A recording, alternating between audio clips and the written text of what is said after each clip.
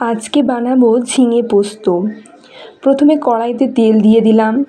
তেলটা একটু গরম হয়ে এলে এতে দিয়ে দেবো কালো জিরে। কালো জিরে আর তেলটা একটু নাড়াচাড়া করে নিতে হবে। তারপর দিয়ে দিলাম আলু। আলুটা একটু লাল লাল করে ভাজা ভাজা হয়ে গেলে এতে দিয়ে দিতে হবে ঝিঙে। ঝিঙে আলু কিছুক্ষণ ভাজতে হবে।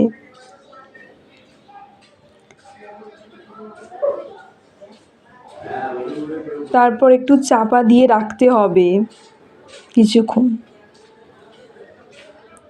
তারপরে এতে টমেটো কুচি দিয়ে দিতে হবে। কিছুক্ষণ নাড়াচাড়া হয়ে এলে এরপর এতে পরিমাণ মতো নুন, হলুদ আর গুঁড়ো লঙ্কা দিতে হবে। তারপর কিছুক্ষণ নাড়াচাড়া করার পর এতে চাপা দিয়ে রাখতে হবে। তারপর এতে পোস্ত আর কাঁচা লঙ্কা বাটা দিয়ে দিতে হবে।